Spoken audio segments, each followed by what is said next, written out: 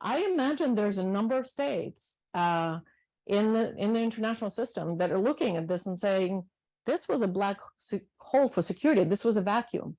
You had NATO to one side, you had Russia, nuclear Russia to the other side. The war broke out in a country that was not covered by nuclear deterrence. And it is still contained on that territory. That says something. Nuclear deterrence works. Hello, everyone. We have a little bit of a, not sure if anniversary is the right room, but it occurs to those of us at World Boston that we were in this room for the February session of Chat and Chowder a year ago. And we actually had a cake and we were celebrating because it was our first back in person event. More importantly, it turned out to be the night before Russia invaded Ukraine. So some of you might remember that our guest was Fiona Hill. Quite a remarkable coincidence. So here we are 1 year later, no longer surprised by the fact of war in Ukraine, but deeply concerned about escalation and possible outcomes. And again, we're fortunate to have an expert to help illuminate the issues for us. So could this conflict really escalate to a nuclear crisis? What steps would follow, considering that Ukraine does not have nuclear weapons, not a member of NATO? Why did they give up their nuclear weapons after the collapse of the Soviet Union? And looking back, was that a good idea? Well, tonight we will discuss these questions and many more with Dr. Mariana Budjeryn, who is here with her new book, Inheriting the Bomb: The Collapse of the USSR and Nuclear Disarmament of Ukraine. So hello, everyone. I'm Mary Eintema, president of World Boston, and it is a pleasure to welcome you to tonight's Chat and Chowder. We are joined tonight not only by great people in this room, but also by folks tuning in on Zoom. And we are so happy to be with you, whether here or virtually. Right away, I want to thank our hosts at Foley and Lardner for their kind hospitality. So I also want to shout out Natalie Mace, our Director of Operations and Global Engagement, who is doing everything to make this event happen, along with other great World Boston colleagues and board members. So if you're a colleague or a board member, raise your hand. Okay. I have another hand raising exercise. Anyone who has never been to a World Boston event before, raise your hand. Okay, so those two groups of hand raisers should talk to each other. We're very glad to see you all. So onward, a few reminders. As you may know, the mission of World Boston is to foster international foster engagement in international affairs and global cooperation. So thank you very much for being here tonight and being part of our mission. Please learn more about World Boston at worldboston.org, and please support us financially if you can. Finally, a note on housekeeping. Tonight, when we turn to audience Q&A, we ask that when you come up to these microphones at the front of the room, when you're going to ask a question, you do so when I call on you to ask your question. Please limit the line to 3 people. And speak into both microphones at once so we can pick up the audio in the room and on live stream. We will take several questions from Zoom friends, but unlike our Zoom only events, we won't bring you up on camera. Please submit your questions in the Zoom Q&A box, and our staff may select several to read out loud. Okay, last thing, by the way, I do apologize for using my phone. It's actually how I'm staying in touch with my colleagues. I'm not reading about the Grammy Awards. So now at last, it's my pleasure to introduce tonight's speaker, Dr. Mariana Budjeryn. For the sake of time, I abbreviate her bio, but please read it in full on our website. She is a senior research associate with the project on managing the atom at Harvard Kennedy School's Belfer Center. Formerly, she held appointments as a Stanton Nuclear Security Fellow with MTA and the International Security Program. Fellow at Harvard's Davis Center, and as a visiting professor at Tufts and the Peace Research Institute in Frankfurt. Her research focuses on international non-proliferation regime, arms control, nuclear crises, and post-Soviet history. nuclear history. Her contributions have appeared in many publications, including the Journal of Cold War Studies, Non-Proliferation Review, World Affairs Journal, and Foreign Affairs. She has a Ph.D. in political science and an MA in international relations from Central European history, and a BA in political science from the Kyiv-Mohyla Academy in Ukraine. So, Dr. Budjeryn, thank you for joining us. Please go ahead.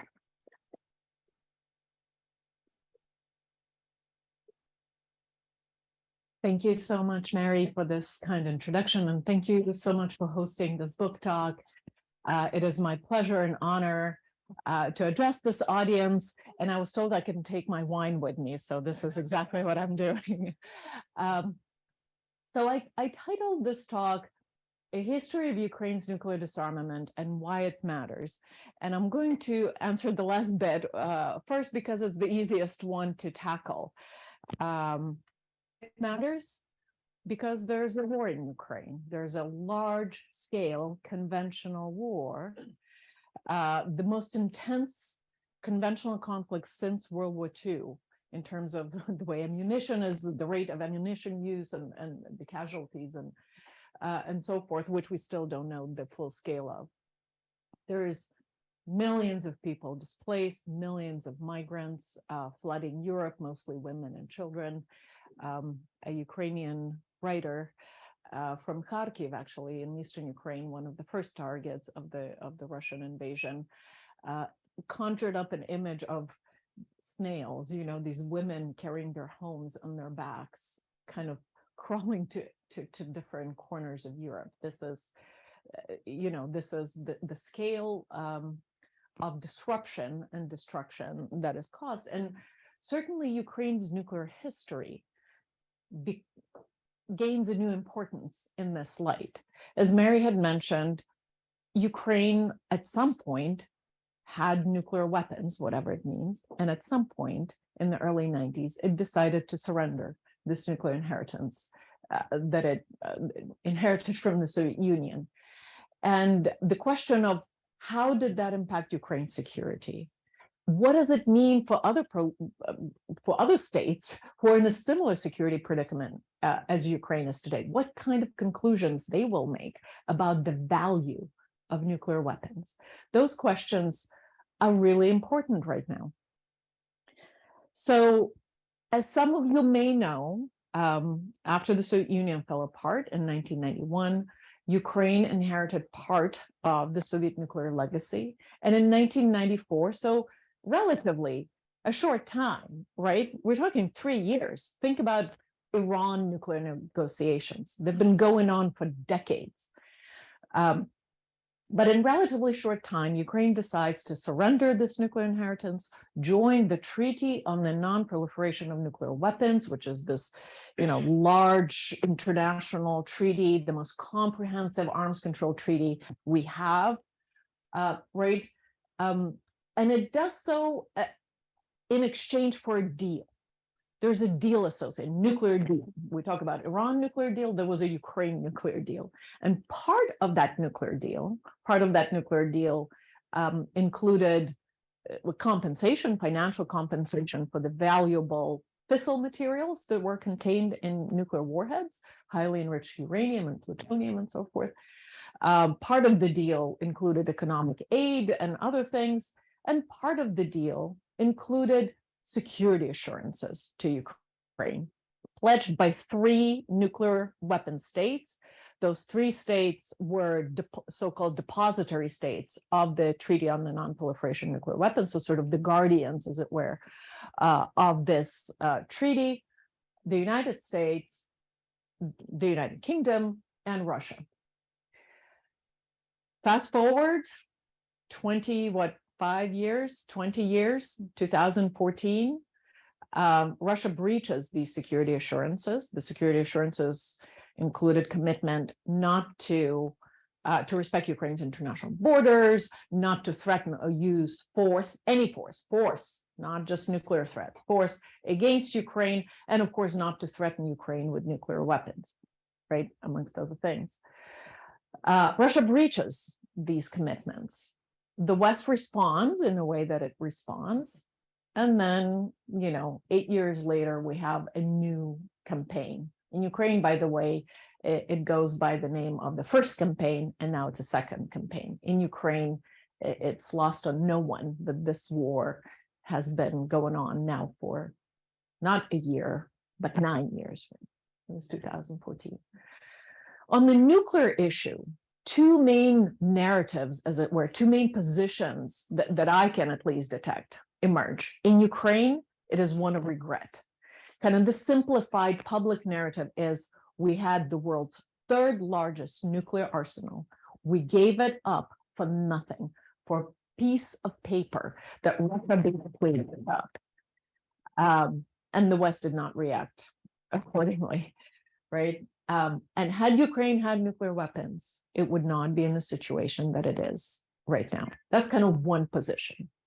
The other position here that I find more pervasive on this side of the ocean, especially amongst people in my circle in security studies, nuclear non-proliferation, is to say, well, Ukraine never had a command and control of these weapons. Those weren't even Ukrainian weapons to give up. What's the big deal? Ukraine could not have held on to that nuclear inheritance. And so the question is moot. I, as a historian, spent quite a few years researching this book in the archives of Ukraine, also Belarus and Kazakhstan, and in Russia, as well as the archives and numerous interviews here in the United States.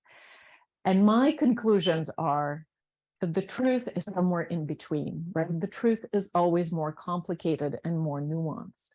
So I will share with you today three sort of main insights or takeaways. There are more, but the ones I would like to really impart today. But before that, I'd like to wind back to 1991. And sort of this map shows all of the strategic nuclear forces of the Soviet Union at the time of its breakup. And if you can see that, Soviet Union was a very big state. I mean, Russia still is. But what happened in 1991 is that one of the two main superpowers, one of the two major nuclear superpowers, disintegrated into a number of states. And a strategic nuclear arsenal was left on the territory of not one sovereign state, newly sovereign state, but four. The position of the United States of America immediately, supported by much of the world, was there could be no more than one nuclear successor that emerges out of this mess. For a number of reasons. There were fears of so-called loose nukes. So, folks from countries like Iran and Iraq and Libya coming in and prowling and buying on the black markets, amid the chaos of disintegration, some of the technologies and materials that could be used for making bombs. But there was also a concern that should there be suddenly, instead of one, 4 nuclear weapon states, that throws a really big mayhem into the entire non-proliferation regime, which has been a very big part of U.S. foreign policy. The United States had expended a lot of effort to prevent states from acquiring nuclear weapons, not just adversaries, but also its allies, South Korea, Taiwan, West Germany back in the day. A lot of effort and foreign policy effort has been expended to make sure that nuclear weapons don't spread around the world, on the premise that the more fingers you have on nuclear buttons, the more chances that something will go wrong and these weapons will get used. And that's something we don't want to do. But the predicament here is that there was one state and suddenly there's 4 that have some sort of claim to this legacy as successor states of a nuclear superpower.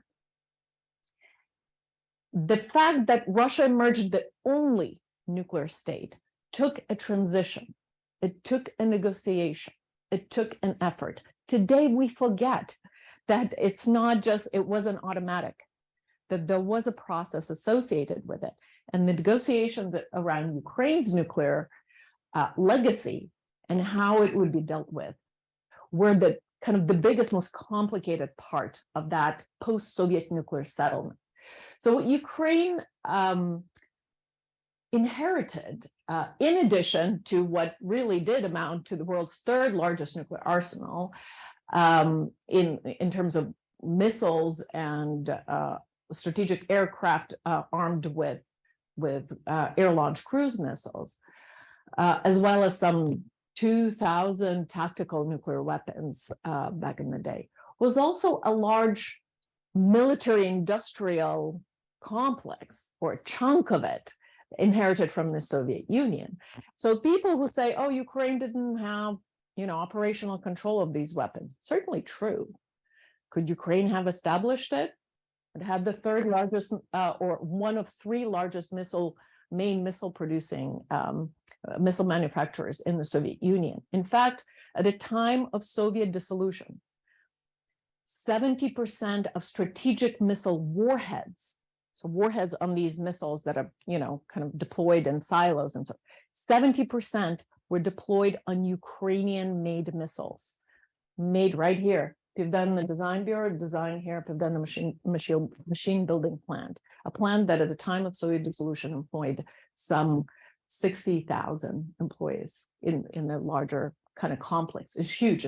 I visited. It's like a whole city, a kind of almost like a city within the city. It had its own uranium milling and mining, which was just one part of the nuclear fuel cycle. There were other links of that would have needed to be built up, but Ukraine certainly had the scientific and industrial know-how to do that. So what we need to remember when we say Ukraine didn't have control over these weapons is that nuclear weapons are technology of 1940s. It's not Pakistan developed nuclear weapons. North Korea developed nuclear weapons. These are no longer, we say, this is not rocket science. Well, rocket science is kind of old science these days. I mean, rockets are the carriers, right? Nuclear weapons are something different. But, this is the technology of 1940s. It's not a prohibitive technology. It does take investment, it does take commitment, and certainly it does take defying the international consensus that thou shalt not build your own nuclear weapons, right? So Ukraine has, and as we now know and are very concerned about, a very large civilian nuclear industry, civilian nuclear energy industry. This plant now right here is occupied by the Russians, and we are very much concerned about its safe and secure operation. But there were 4 other nuclear power plants, Chernobyl, that had a large accident and was eventually closed. Specifically, the Chernobyl nuclear reactors, the RBMK reactors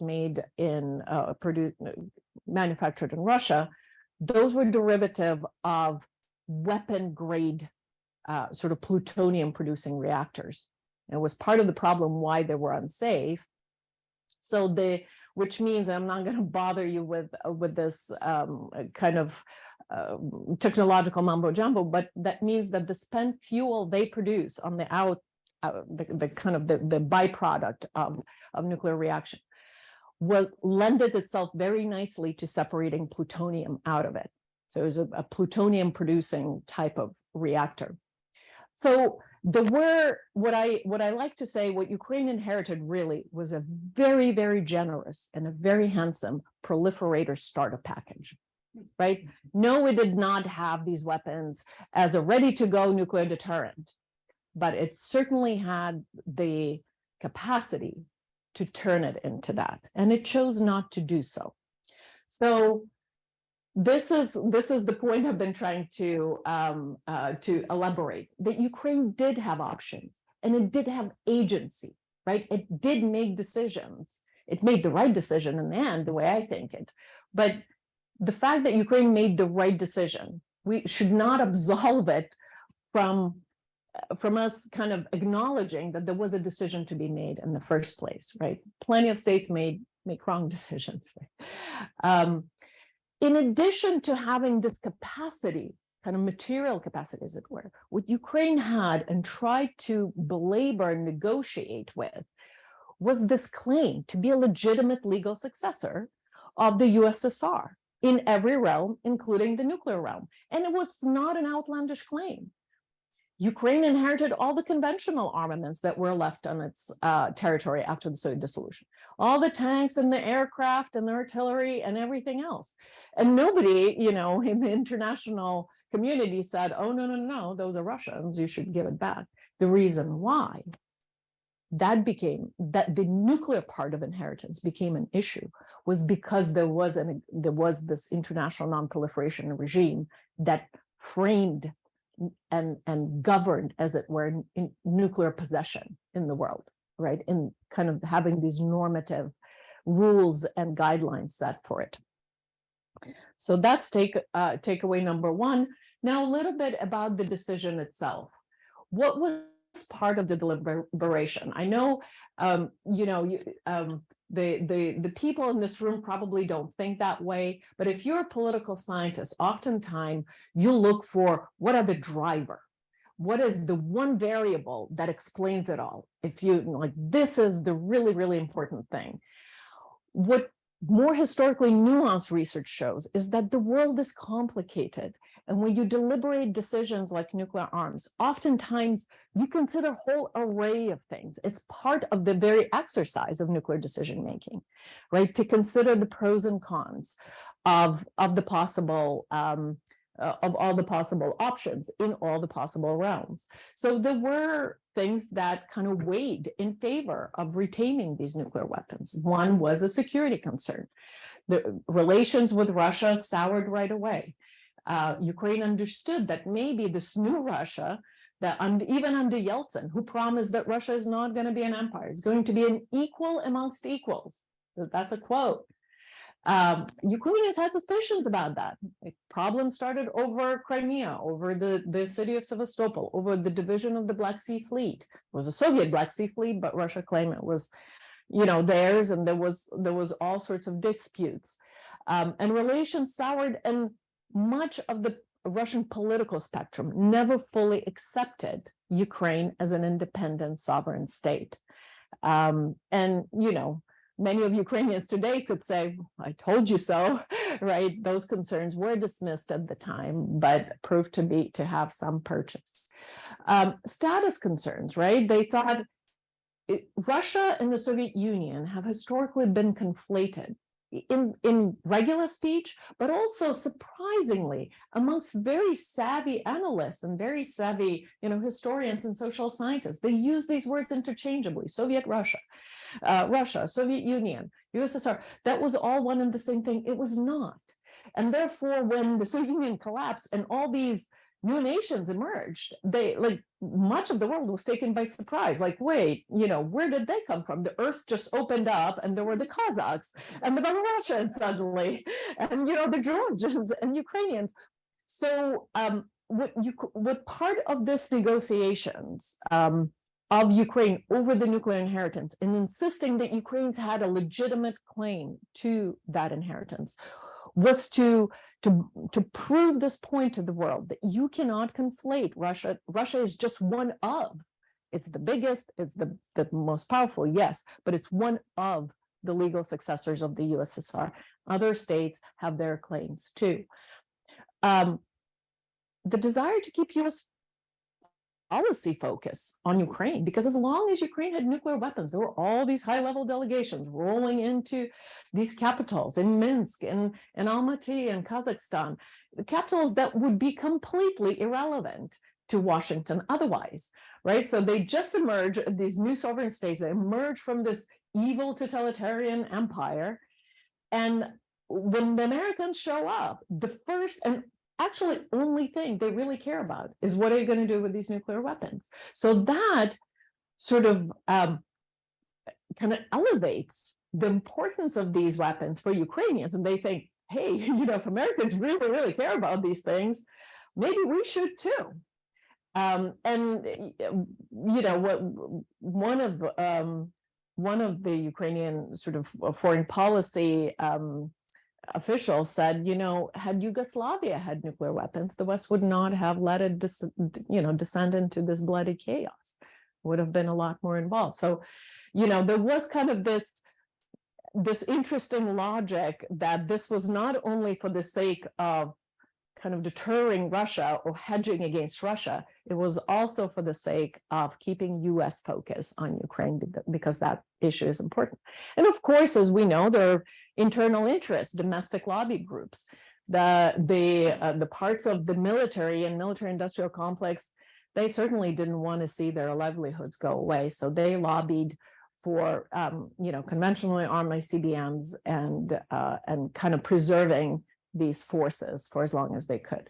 But there were very salient factors as well that weighed against retaining these weapons and in favor of disarmament. And one of the first ones is, of course, Chernobyl, or Chornobyl, as it is in Ukrainian. And that left a really deep social trauma, right? It was the worst nuclear accident in history and kind of shaped initial Ukrainian policy towards nuclear weapons, because Ukraine began its path towards independence with a unilateral, self-proclaimed desire to become a non-nuclear state. And that's where it came from.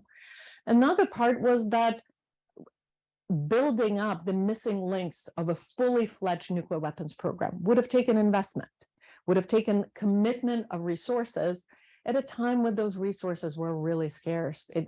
All of the post-Soviet realm was engulfed by a very deep transitional crisis from command economy, planned command economy, to free market economy that had gone wrong in many, many different ways and spawned this whole oligarchy that we're dealing with right now. But in any case, not only would have been difficult to marshal these kind of funds and resources, the very badly needed Western macroeconomic financial help from World Bank and IMF, structural stabilization funds for Ukraine's new currency and all of that would have been unavailable to Ukraine, because of course the United States plays such an outweight, such a major role in those institutions. There was, a concerted pressure of two nuclear states. They held ranks on the issue. Both of them viewed it, from the same side of the table. So if you are a fledgling, newly independent state, you find yourself in negotiating tables with two major nuclear powers, you really don't have that much leverage, right? So really the options here were to become, an isolated state. So had Ukraine pursued this nuclear option, it would have become, some people say, oh, North Korea of Eastern Europe. Perhaps North Korea. Maybe it would have become eventually Pakistan, which is outside of the nuclear non-proliferation regime. And when it got a nuclear bomb, nobody really liked it. But after a while, it got normalized. It was okay.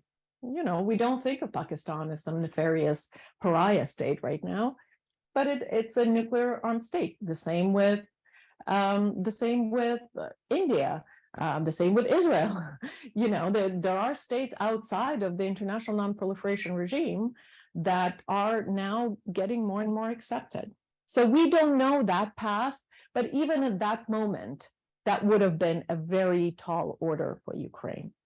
So takeaway number 2 has to do with some of the things that I've already mentioned. Ukraine did not enter a world that was anarchy or that was chaos and that was a free-for-all. That world had order. And the governance of nuclear possession through the international non-proliferation regime was there in the form of the NPT. It also just happened that the 5 kind of nuclear states under the NPT, the non-proliferation regime, were also the veto members of UN Security Council. So there was a certain power structure that you would have had to go up against in deciding this issue. And no matter, even if, some people and actors in Ukraine, some, politicians said, oh, NPT, what do we care about it? They still had to engage with its categories, right? It had nuclear weapon states and non-nuclear weapon states. It didn't have, a nuclear owner, as Ukraine said, we're owners of these weapons. We don't want to possess them, but we own them as assets. That was not a category that existed in that space. It was these couldn't be a temporary nuclear state just for now, right? So it really shaped the options in a very stark and important way.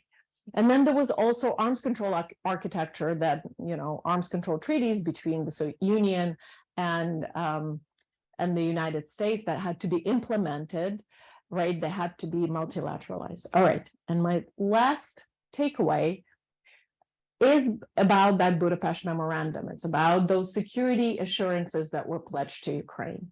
And what we should realize in international relations is that, there isn't a governing authority that will enforce these treaties, that you really have, they are what you make of them. There is no automaticity. You can rely on a good gentleman's word of someone in fulfilling them. But it's also the cost of violating them, special for someone we call great power, is not really that high. So, and I'd be happy to talk about that in a Q&A. And just very, very briefly about what's going on right now as sort of the consequences of that history and how it's gaining new meaning and importance today. So it seems that the fact that the war broke out in a country that's not covered by its own deterrent, nor is it part of a nuclear armed alliance, right? It is really a good argument for being covered by extended nuclear deterrence, to having a nuclear armed ally and having a nuclear deterrent, right? Even if that was not a particularly good option or sustainable option for Ukraine in the day, I imagine there's a number of states in the international system that are looking at this and saying, this was a black hole for security. This was a vacuum. You had NATO to one side, you had nuclear Russia to the other side. The war broke out in a country that was not covered by nuclear deterrence. And it is still contained on that territory. That says something. Nuclear deterrence works, right? We are all concerned about escalating to nuclear level. That's why we're giving very, very good consideration what armaments we give to Ukraine. For all the reasons we discussed, the system of nuclear restraint, the non-proliferation, has taken a hit. Its credibility has suffered because it is, a system of international agreements, and international agreements are what you make of it. The war is not over. We don't know how it will end, but it is fair to say that its prosecution and its outcome will have significant consequences for the value of nuclear weapons as a tool of statecraft in this world. Thank you. Thank you. Thank you very much. So, am I on, I hope? Yes, can you hear me? Good, great, thank you. Yeah, there it is. So thank you very much for your remarks. We will take questions now. So if anybody wants to go up to the microphone, you are welcome. Don't be shy. That's part of what we're here for. And in the meantime, I'm going to ask, I guess in some ways, an almost, I don't know if it's a worst case scenario, but let's say that Ukraine emerges victorious from this war. Isn't one of their first steps going to be to rearm their nuclear weapons? Oh, that's a very good question that I don't know the answer to. It depends on how this war ends and under what conditions. I think Ukraine would be very insistent in seeking some kind of security guarantee in the West. And if that security guarantee is sufficient, or if Russia is sufficiently kind of weakened and defeated, then I can imagine that would be not a particularly attractive option for Ukraine to seek nuclear weapons, because there's still costs associated with it, right? It's not a cost-free option. But, many states have decided that it's worth the cost of it, right? You're going to weather the cost. Okay. But I would be a lot more concerned about other states in the system. South Korea, If Iran goes, then Saudi Arabia probably will consider a nuclear option, and dissuading them will be a lot harder. Mhm. Good, thank you. All right, so I guess Martin is next. Go right ahead. And speak into both mics, Okay, as you're obviously doing. for short people. Hi, my name is Martin. My question is, are nuclear weapons important enough to make it into sort of current thought? And I say that because recently we know about the balloon. The balloon has been all over the media. It's also generated an awful lot of comedy and that sort of thing. Okay, so there's all that. But what I haven't seen in the media, and I didn't see in my last letter from the Belfer Center today, references to the balloon and the shooting down of the Gary Powers U-2, the surveillance flight. And this strikes me a little bit as strange because President Eisenhower originally said that the U-2 was a weather surveillance aircraft, believing that the pilot would be dead and all that. And that shooting down, Khrushchev stormed out of the Paris conference that Eisenhower had hoped was going to be a major step in the direction of nuclear arms control. And so my point on that little bit of history is just that of all the things that I think might have come up in the news media, or even in a last letter from Professor Walt and others, is just even a passing reference to that bit of history. And I wonder if it's just because we don't think enough about nuclear weapons. Thank you. Go ahead. So I don't know, I'm not aware of a direct link between a weather balloon and a nuclear kind of weapons issue, particularly in the context that we're discussing it today. To take a different kind of slant of the news media, I think someone like President Putin knows very well how to play public attention, and he revs up nuclear rhetoric when it suits him. Then he kind of takes it a notch or a couple of notches down, and then he pulls out a nuclear card again when it suits him. And he sees that works. It works to at least to delay and induce a lot of caution. In the West, well, for sure. I mean, the only party that's not deterred by Russia's nuclear threats is Ukraine. They're going to fight on. And for them, it's an existential fight, no matter what. But to the larger point, news media is a very important factor. It is very, very ADD, right? It always needs new gore, new food, and and it's hard to sustain attention on an issue like the lingering threat of, say, a Russian nuclear strike in Ukraine, which I believe is still rather too significant for comfort. Okay, great. So let's go to Dusty, and then I think we'll take one from Zoom. So go right ahead, and remember, World Boston questions end with question marks. First of all, thank you very much for the talk, and I will buy your book. I think this will be wonderful. Sure.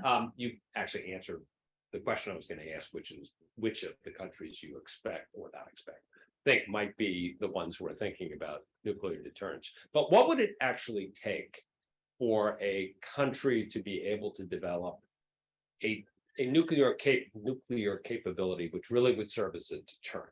Because it's not enough just to have a bomb. You have to have a way to deliver it. And once you deliver one bomb, you have nothing else left.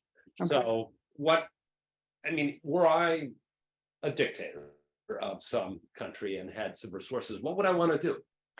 So that if you were a dictator, that would depend which country and which kind of neighborhood and who were you trying to deter. Right, deterring somebody like Russia is very difficult because they have a lot of weapons. And the idea is that your deterrence works if you can, basically after the first strike, still have something left over to retaliate. And that survivable second strike should serve for your adversary as an argument not to launch that first strike, right? So even though, for instance, India and Pakistan have about an equal they're very different in terms of conventional armaments. India has a far more superior conventional force. In terms of nuclear weapons, they have about the same, they have about a parity.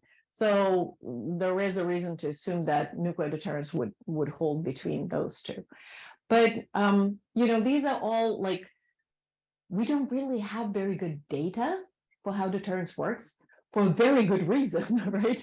Somebody said we could either have data of how deterrence works, or we can have humans, right? So as long as we have humans, thankfully, we don't have a lot of data.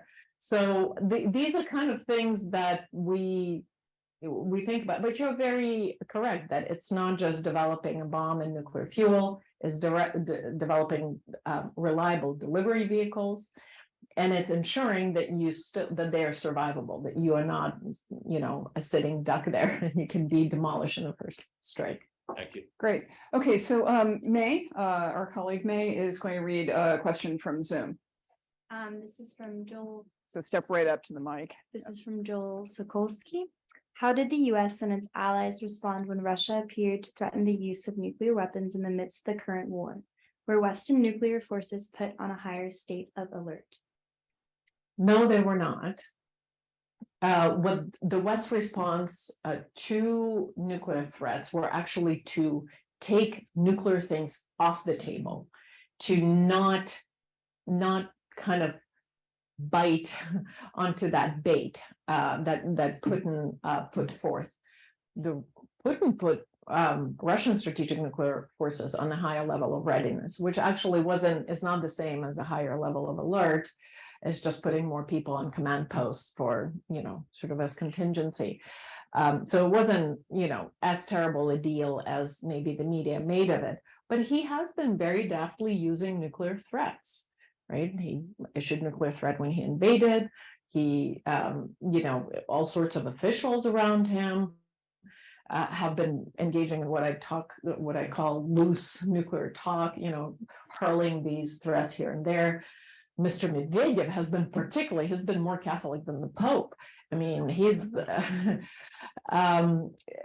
really trying very hard. And so he sees this as Russia uses these nuclear threats as tools of coercion. It's not really a threat to, the threat itself has a political value. And the value is to induce restraint, to convince the West not to get involved, right?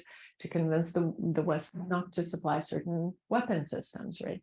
And the response of the United States and the allies, I have to say, like as a Ukrainian, somebody who is from Ukraine, has family in Ukraine, it is hard to see. And of course, you want to say like, okay, give us the tanks, give us the aircraft, but it is a smart policy to kind of use these salami tactics with aid.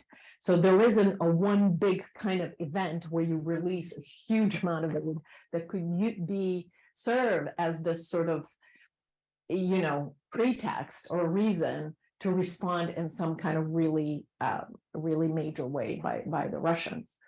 So I think there is, unfortunately, it just costs a lot more Ukrainian lives. That's the cost of it. But, nuclear war would be a lot worse than that, I suppose. Okay, thank you. So Tom, go ahead. Thank you. Thomas Smith. I was working in the Pentagon in '94 in the Office of the Secretary of Defense, so I remember the agreement very well.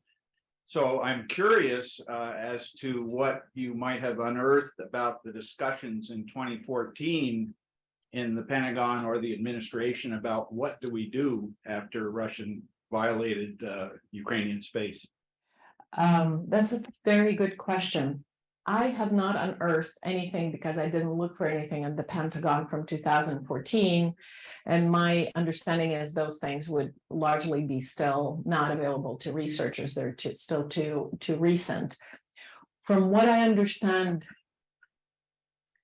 was going on, not just the Pentagon, but the White House and the NSC at the time, was that one thing that we have to understand is that American institutional memory is very short. From one administration to the next, civil servants, people, there's a huge turnover. So the first reaction was like, what the heck did we sign back in 1994? So try to pull that up and read that and see. And even, very like major nuclear historians. I was at a conference in Switzerland in March 2014, still as a PhD student. It was my first major conference of nuclear historians. And I was presenting this kind of chapter of my dissertation exactly about the Budapest Memorandum, about security assurances. Early March 2014, literally checking my phone under the table to trace how Russian unmarked troops were taking over Crimea.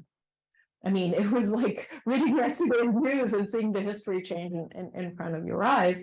And a lot of people were like, what was that? What did we sign? Kind of, it was a forgotten sort of episode of nuclear history before 2014. But some of the people who were involved in the negotiations were still around and like came up to President Obama and said, listen, we did sign this thing, like we got to do at least something. And there seems to have been largely consensus with the interagency that there has to be kind of a more prominent reaction, a more prominent engagement, that there should be consultations of the parties of the agreement and so forth. And it was two people, President Obama himself and National Security Advisor Susan Rice, who wanted to sideline that in order not to escalate the conflict further. Mm-hmm. And that translated also then in the delay in releasing javelins, which were defensive weapons, right? They came in much later, released by the Trump administration, probably not due to any love lost between President Trump himself and Ukraine, but just the people around him managed to probably get him to sign something when he wasn't looking and release these javelins. But the truth remains, there was a bipartisan consensus at the time when the Congress agreed on nothing else, on releasing this military aid to Ukraine. And it was President Obama and his National Security Advisor, Susan Rice, who said no way. And that, I mean, there are probably good reasons that President Obama had at the time for doing so. Going to withhold my judgment, but it is not inconceivable that President Putin looked back at 2014 and said, what will the West do? It didn't even give him the javelin. Mm-hmm. What are the javelins today? We're talking about tanks, we're talking about artillery, we're talking about F-16s, right? So I think those, the Russian political culture, it smells weakness, right? And it smells what it interprets as weakness, and it plays into it, right? It does not take on the strong, it goes after the weak. Okay, so we'll go back to Zoom. May, if you can give us the question. This question is from Raul Alcala. Did Ukraine develop a military doctrine following the demise of the USSR that called for nuclear weapons, or even a basic defense concept that called for nukes? No, it did not. So after there was some kind of consideration and exploration of a nuclear option in 92, 93, but after 1994, when Ukraine joined the Treaty on the Non-Proliferation of Nuclear Weapons as a non-nuclear weapon state, the process of disarmament started. All nuclear warheads were transferred to Russia for dismantlement. There was some kind of verification procedure in which Ukrainians also took part to kind of ensure that the warheads are actually, destroyed and not redeployed on Russian missiles. And then the delivery vehicles, the missiles and the silos and the aircraft, the 44 strategic bombers, Tu-95 and Tu-160, the very same ones that are bombing Ukraine right now with cruise missiles. They take off of the airbase in Angles and they hover around the Caspian and they launch these cruise missiles. Those are the same aircraft. Ukraine had 44 of those. They were cut up. The Tu-160s were brand new. Russia didn't even have those in service. The first regiment of those was deployed to Ukraine. Russia had just a few test aircraft. They were never flown. They, other than for tests, and there were 19 of them, and they were cut up with this huge. There's photos. They're they're really quite striking, and people who the pilots and the Air Force, Ukrainian Air Force people, they said we saw grown men just cry, right? Because there's such a new, beautiful aircraft. Oh, of course, they're terrible weapons, right? But still, they were cut up for metal scrap. And since then, Ukraine never reconsidered a nuclear option.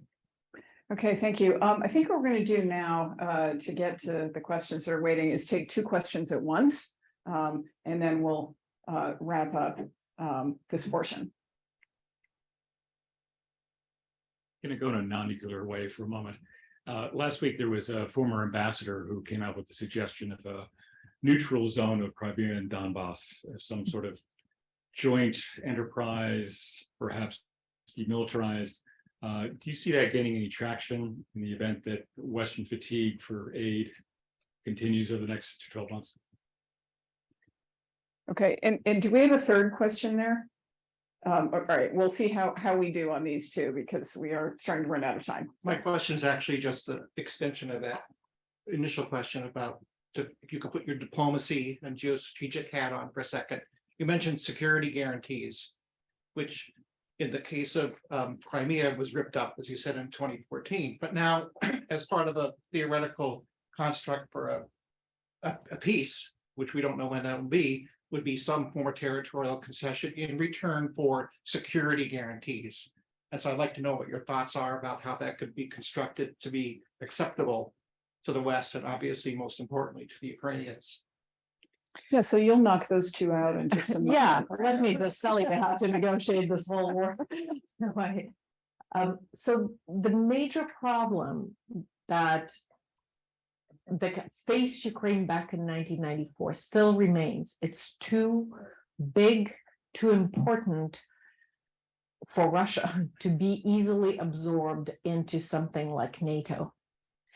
Right? It's easy to absorb, easier, the Baltic states or Macedonia, and like the bigger ones, Poland, Hungary, and Slovakia and Czech Republic, they joined really early on. Now, the kind of secular. So those countries have an actual guarantee, which in American political kind of realm means a military commitment, right? The breach of their security would be treated like breach of US security. That does not automatically mean we go to war, right? So maybe breach of US security does not necessarily mean, maybe there are other means, but it is that kind of equivalency. That's Article 5 of NATO. To pledge the same kind of guarantee, whether it's part of NATO membership or some kind of equivalent, to something like Ukraine, you have to think, who's going to come and put boots on the ground in Ukraine? And that's a really difficult question. And as much as Ukrainians would like to have that kind of partnership, it's a hard geopolitical problem. It's just too big of a country. So if we say, okay, well, let's keep, let's say give Donbass and Crimea to Russia, and they can be the no man's land, or they can annex them and make them part of their territory.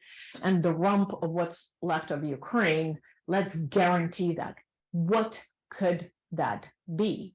Now, back in 1994, there was an idea floated on the Ukrainian side of something like the 1955 Austrian State Treaty. So it's a guaranteed neutrality. And the idea is we will not absorb this country into NATO if you pledge not to absorb it into Warsaw Pact. And the breach of that will have consequences. Again, what consequences? If you agree that that kind of neutrality, say for Ukraine more broadly, and Russia moves into it, does it mean the US will put boots on the ground? So it's a really difficult problem to solve for. One idea that I sort of think is a good one, maybe for sometime in the future, specifically for Crimea, is to make that a UN mandate, and as a homeland of indigenous Crimean Tatars, if we are to talk historically, it is their land. They have been dispossessed of that land by Stalin. They have been packed up in cattle cars and moved in 1944 to some Kazakhstan. Half of them died along the way. They have suffered a lot of historical wrongs. So we, neither here nor there, neither to Russia, neither or to Ukraine. That could be a possible kind of long-term solution for Crimea, to make this a UN mandate and a homeland for the indigenous people of that land, and those are the Crimean Tatars. Okay, my colleagues are reminding me we don't really have time, but do you have a mini questions or miniature questions? And I promise a super And small answer. and a nano answer. Go ahead, Right, please. so I'll go really quickly. Just really going off the very last slide that you have up.